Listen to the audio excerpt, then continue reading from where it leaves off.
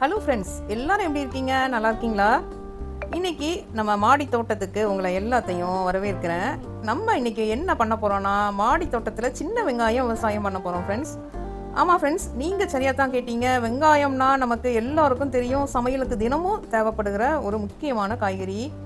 இதை மார்க்கெட்டில் வாங்குறதுக்கு பதிலாக நாமளே நம்ம வீட்டு மாடியில் வளர்த்து சாப்பிட்டா அந்த சந்தோஷமே தனி ஃப்ரெண்ட்ஸ். விலையும் ரொம்ப வெளியே வாங்குறதோட நம்மளே விளைவிச்சு நம்மளே அறுவடை பண்ணும்போது குறைஞ்ச விலைக்கும் நம்ம அறுவடை பண்ணி அதை பயன்படுத்திக்கலாம்.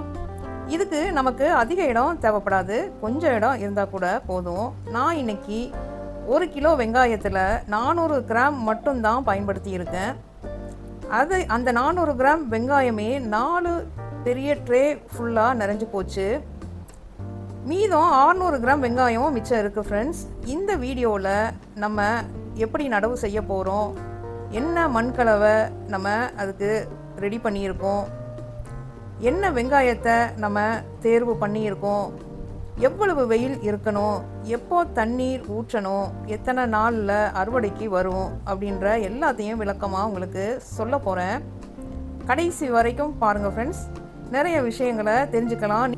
முதல்ல நம்ம பார்க்க போகிற விஷயம் எந்த மாதிரி ட்ரே பயன்படுத்தணும் அப்படின்னு தான்.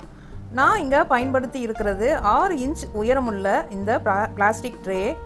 இது நான் புதுசாக தான் வாங்கினது. ஆனால் ஃப்ரெண்ட்ஸ், உங்ககிட்ட பழைய பிளாஸ்டிக் டப்பா, பழைய பிளாஸ்டிக் ட்ரம் மாதிரி எது இருந்தாலும், பெயிண்ட் பக்கெட், வாட்டர் கேன் எது இருந்தாலும் நீங்கள் பயன்படுத்திக்கலாம். புதுசாக வாங்க வேண்டியதே இல்லை. வீட்டில் உபயோகம் இல்லாமல் கிடக்கிற எந்த பிளாஸ்டிக் கண்டெய்னரையும் நல்லா சுத்தம் பண்ணி அடிப்பாகத்தில் ஓட்டைகள் போட்டு வடிகால் வசதி பண்ணி பயன்படுத்திக்கலாம். இந்த ட்ரேயோட அளவை பற்றி சொன்னோன்னா, உயரம் 6 இன்ச் இருக்கும், நீளம் ஏறக்குறைய 2 அடி இருக்கும். ஏன் குறைஞ்ச உயரத்தை சூஸ் பண்ணோன்னா, நமக்கு 6 இன்ச் உயரம் இருந்தாவே போதும். வெங்காயம் வேர் அதிகமாக கீழே போகாது, மேல் பகுதியில் தான் இருக்கும். அதனால் நான் 6 இன்ச் உயரமுள்ள இந்த ட்ரேவை பயன்படுத்தி மொத்தம் 5 ஓட்டைகள் போட்டிருக்கேன். 4 மூலையிலையும் 4 ஓட்டை, மிடில் 1 ஓட்டை போட்டிருக்கேன். இந்த சின்ன வெங்காயத்துக்கு ரொம்ப ஆழமான மண் தேவைப்படாது. ஆனால் வேர் நல்லா பரவி வளரணும்னா கொஞ்சம் அகலமான இடம் தேவைப்படும். அதனால தான் நான் நீளமான அதிக உயரம் இல்லாத இந்த மாதிரி ட்ரேக்களை வெங்காயத்துக்கு நான் பயன்படுத்தியிருக்கேன். நீங்கள் வீட்டில் முயற்சி பண்ணும்போது தெர்மோகோல் பாக்ஸ், பழைய பக்கெட், பெயிண்ட் டப்பா இது மாதிரி எதை வேண்டும்னாலும் நீங்கள் பயன்படுத்திக்கலாம். நான் கூட இந்த பெரிய ட்ரேல பண்ணுறதுக்கு முன்னாடி ஒரு பெயிண்ட் பக்கெட்டில் 4-5 வெங்காயம் போட்டு ட்ரையல் பார்த்து தான் அது ரொம்ப நல்லா வளர்ந்துருந்துச்சு. அந்த வெற்றியை பார்த்து தான் இப்போது நான் இந்த பெரிய ட்ரேல 400 கிராம் வெங்காயத்துக்கு நடவு செய்ய போகிறேன். ஃப்ரெண்ட்ஸ், நீங்களும் உங்ககிட்ட என்ன கண்டெய்னர் இருக்குதோ அதை வச்சு ஆரம்பிக்கலாம். ஆரம்பத்தில் சின்ன அளவில் ட்ரையல் பண்ணி பாருங்கள். நல்லா வெற்றி கிடைச்சதுக்கப்புறம் பெரிய அளவுக்கு போகலாம். இப்போ நம்ம பார்க்க போகிற மிக முக்கியமான பகுதி மண்கலவை. வெங்காய விவசாயத்தில் இந்த மண்கலவை தான் அடிப்படை. இது சரியா இல்லைனா வெங்காயம் நல்லா வளராது. நான் பயன்படுத்தி இருக்கிற மண்கலவையில் என்னென்ன இருக்குன்னு பார்த்தீங்கன்னா, கொக்கோபிட் 30%. இது தேங்காய் நாரிலிருந்து தயாரிக்கப்படுகிற ஒரு பொருள். இது மண்ணை லேசாக்கும், தண்ணீரை நல்லா பிடிச்சு வச்சுக்கும், அதே சமயத்தில் அதிகப்படியான தண்ணீரை வடிகட்டவும் உதவும். இரண்டாவதா தோட்டத்து மண் 30%. இது நம்ம செடிக்கு தேவையான அடிப்படை போஷாக்க கொடுக்கும். மூணாவதா வெர்மி கம்போஸ்ட் 20% எடுத்திருக்கேன். இது மண்ணுக்கு நேச்சுரலான போஷாக்கு சேர்க்கிற ஒரு உரம், மண்ணின் தரத்தை மேம்படுத்தும். நாலாவதா நான் சேர்த்துருக்கிறது ஆட்டு தொழு உரம் எடுத்துக்கங்க. ஆட்டு தொழு உரம் இல்லாதவங்க மாட்டு தொழு உரம் கூட எடுத்துக்கலாம். இது 20% எடுத்திருக்கேன். இது இல்லைனா இதில் 2ல் ஏதாவது ஒன்று எது கிடைக்குதோ அதை நீங்கள் 20% பயன்படுத்திக்கங்க. இது வேர் வளர்ச்சிக்கு ரொம்ப உதவும். கடைசியாக கொஞ்சம் வேப்பம் புண்ணாக்கும் இதில் ஆட் பண்ணியிருக்கேன். இது ஒரு நேச்சுரல் பூச்சிக்கொல்லி மாதிரி வேலை செய்யும். மண்ணில் இருக்கிற தீங்கு செய்யும் பூச்சிகளை, புழுக்களை வராமல் தடுக்கும். அதோட வேப்பம் புண்ணாக்கில் கொஞ்சம் நைட்ரஜனும் இருக்குது. இந்த எல்லா பொருட்களையும் நல்லா கலந்து மிக்ஸ் பண்ணி 4 ட்ரேலையும் நிரப்பி வச்சிட்டோம். இப்போ ஏன் இந்த மாதிரி மண் கலவை பயன்படுத்துகிறோன்னு பார்த்தீங்கன்னா, வெங்காயம் வளரணும்னா முதல்ல அதோட வேர் நல்லா மண்ணில் பிடிச்சு வளரணும். மண் ரொம்ப கெட்டியாக இருந்தால் வேர் பரவ முடியாது. அதனால தான் இந்த மண் கலவை சாஃப்டாக இருக்கணும், லேசாக காற்று புகுற மாதிரி இருக்கணும்னு. இதுக்காகத்தான் நம்ம கொக்கோபிட், வெர்மி கம்போஸ்ட், தொழு உரம் எல்லாம் சேர்த்து மண்ணை லேசாக நல்லா போஷாக்காக தயார் பண்ணுறோம். இப்போது மண் கலவை பற்றி சில முக்கிய குறிப்புகள். எப்படி மண் கலவை எடுக்கக்கூடாதுன்னு பார்த்தா, நேரடியாக வெறும் தோட்டத்து மண் மட்டும் எடுக்கக்கூடாது. அது ரொம்ப கெட்டியாக இருக்கும், தண்ணீர் தேங்கி நிற்கும், வேர் அழுகி போகும் வாய்ப்பு அதிகம். அதோட ஏதாவது ஒரு ரசாயன உரம் கலந்த மண்ணையும் நேரடியாக பயன்படுத்தக்கூடாது. எப்படி எடுக்கணும்னா, மேலே சொன்ன விகிதத்தில் எல்லா பொருட்களையும் நல்லா ஒன்றா கலந்து கை மூலமாக நல்லா கட்டிகள் இல்லாமல், நம்ம அந்த வெர்மி கம்போஸ்டெல்லாம் ஒரு சில டைம் கொஞ்சம் அப்படி கட்டியாக இருக்கும், அந்த மாதிரி கட்டிகள் இல்லாமல் மண்ணில் ஏதாவது கல் இருந்தால் பெரிய பெரிய கட்டிகளை உடைச்சி விட்டுட்டு கற்களை எடுத்துட்டு தூக்கி போட்டு மண்ணை லேசாக பொடி பொடியாக இருக்கும் வரைக்கும் நல்லா கலக்கணும். 4 ட்ரேலையும் ஃபில் பண்ணியாச்சு ஃப்ரெண்ட்ஸ். ஃபில் பண்ணிவிட்டு நம்ம இப்போது ரேக் ஸ்டாண்டில் அரேஞ்ச் பண்ணி வைக்க போகிறோம். அந்த இடத்துல நல்லா செட்டாக இருக்கும். ஸோ இந்த ஸ்டாண்ட் ரெடி பண்ணதே நாங்கள் வெங்காயம், கீரை, கொத்தமல்லி, புதினா இந்த வகைகளை வளர்க்குறதற்காக இந்த ஸ்டாண்டை ரெடி பண்ணியிருந்தோம். இதுக்கு முன்னாடி வச்சுருந்த தக்காளி, கோழிக்கொண்டை, வாடாமல்லி அந்த செடிகள் எல்லாம் நம்ம நெய் டப்பாவில் வச்சுருந்தோம். அதை வேறு இடத்துல சேஞ்ச் பண்ணிவிட்டு இப்போது இந்த இடத்துல ஃபிக்ஸ் பண்ணி வச்சாச்சு. வச்சுட்டு இப்போ நம்ம பார்க்கும்போதே பாருங்கள் சூப்பராக இருக்குது, நல்லா செட் ஆயிடுச்சு. வச்சுட்டு ஃபுல்லாக அதில் தண்ணீர் நல்லா பூவாளி வச்சு தெளித்து நல்லா ஈரம் பண்ணி விட்டுருங்க. ஈரம் பண்ணி ஒரு நாள் ஃபுல்லாக, ஒரு நாளில் 2 டைம் காலையிலையும் ஈவினிங்கும் நல்லா ஈரமாக நினச்சி விட்டுட்டு மறுநாள் நம்ம நடவு செய்யணும். உடனே நடவு செய்யக்கூடாது. இதுக்கு எவ்வளவு வெயில் இருக்கணும்னு பார்க்கலாம் வாங்க. வெங்காயம் நல்லா வளரணும்னா குறைஞ்சபட்சம் 4-5 மணி நேரம் நேரடி சூரிய வெளிச்சம் தேவை. அதனால் நீங்கள் இந்த ட்ரேயை உங்கள் மாடியில் வெயில் நல்லா படுற இடத்துல வையுங்க. காலை வெயில் நல்லா கிடைக்கிற இடம்னா இன்னும் ரொம்ப நல்லது.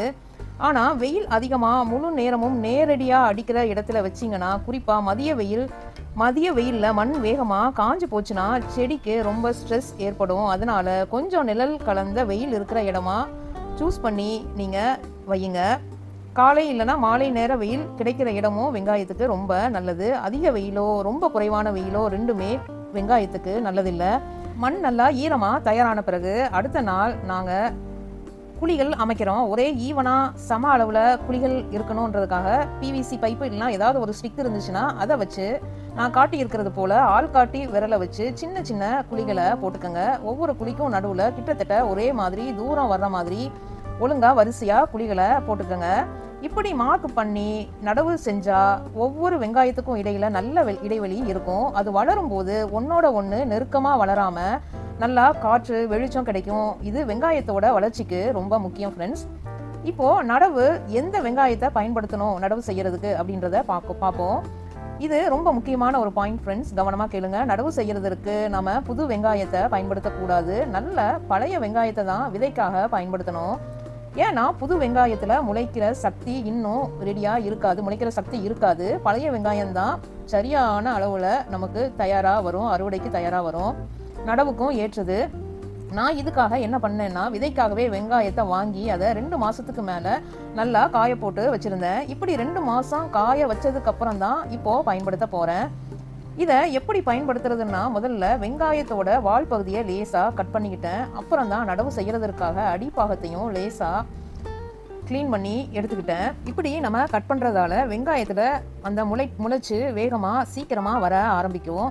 இந்த வால் பகுதி கட் பண்ணுறது ரொம்ப ஆழமாக கட் பண்ணாமல் லேசாக மேல் பகுதி மட்டும் நீங்கிற மாதிரி கட் பண்ணால் போதும் ஃப்ரெண்ட்ஸ். இப்போது வெங்காயத்தை நடவு செய்கிற நேரம் முன்னாடியே நம்ம மார்க் பண்ணி வச்சுருக்க சின்ன சின்ன குழிகளில் கட் பண்ணி தயாராக இருக்கிற இந்த வெங்காயத்தை மெதுவாக நடவு செய்யலாம். வெங்காயத்தோட அடிப்பாகம், அதாவது வேர் வர வேண்டிய பகுதி கீழ்ப்பக்கமாக இருக்கிற மாதிரி மண்ணுக்குள்ளே லேசாக அமுக்கி வைங்க. முழுசாக மண்ணுக்குள்ளே புதைச்சிடக்கூடாது. வெங்காயத்தோட மேல் பாதி வெளியே தெரிகிற மாதிரி வைக்கணும். இப்படி ஒவ்வொரு குழியிலும் ஒவ்வொரு வெங்காயத்தை வச்சு நடவு செய்யுங்க. 4 ட்ரேலையும் இப்படி நடவு செஞ்சு முடிச்சாச்சு. நடவு செஞ்சு முடிச்சதுக்கப்புறம் மறுபடியும் நம்ம தண்ணீர் தெளித்து விடணும். இங்கே ஒரு விஷயத்தை கவனமாக கவனிக்கணும்.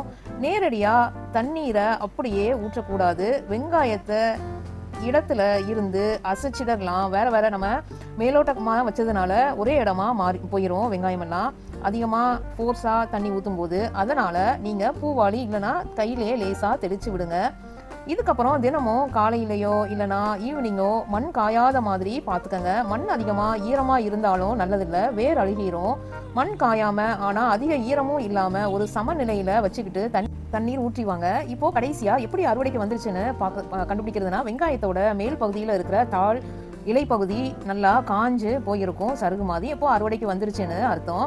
அந்த டைமில் நம்ம அறுவடை பண்ணிக்கலாம் ஃப்ரெண்ட்ஸ். இது எல்லாத்தையும் நாமளே நம்ம வீட்டிலேயே மாடி தோட்டத்திலேயே நம்ம விதைச்சு அறுவடை பண்ணும்போது கிடைக்கிற சந்தோஷமே தனி ஃப்ரெண்ட்ஸ். அதனோட ருசியும் வேறு லெவலில் இருக்கும். மார்க்கெட்டில் வாங்குற வெங்காயத்துக்கும் இதுக்கும் நிறைய வித்தியாசம் இருக்குது ஃப்ரெண்ட்ஸ். இந்த வெங்காயத்தை வச்சு நாம் என்ன சமைச்சாலும் அது ரொம்ப சூப்பராக இருக்கும், நல்ல டேஸ்ட்டாகவும் இருக்கும். நீங்களும் ஒரு தடவை இதை ட்ரை பண்ணி பாருங்கள், கண்டிப்பாக நீங்களும் நல்ல அறுவடையை பார்க்கலாம் ஃப்ரெண்ட்ஸ். இந்த வீடியோ பிடிச்சிருந்தா லைக் பண்ணுங்கள். இன்னும் சப்ஸ்கிரைப் பண்ணாமல் இருக்கிறவங்க சப்ஸ்கிரைப் பண்ணுங்கள். அந்த பெல் ஐக்கானையும் அழுத்தி விடுங்க. அப்போ தான் அடுத்த வீடியோ வரும்போது உங்களுக்கு நோட்டிஃபிகேஷன் கிடைக்கும் ஃப்ரெண்ட்ஸ். உங்கள் கமெண்ட்டில் நீங்கள் முயற்சி பண்ண போகிற தோட்ட வேலைகளையும் சொல்லுங்கள், நிச்சயமாக நான் பதில் கொடுக்குறேன் friends. Thank you friends. Happy gardening, happy chicken farming. Have a nice day.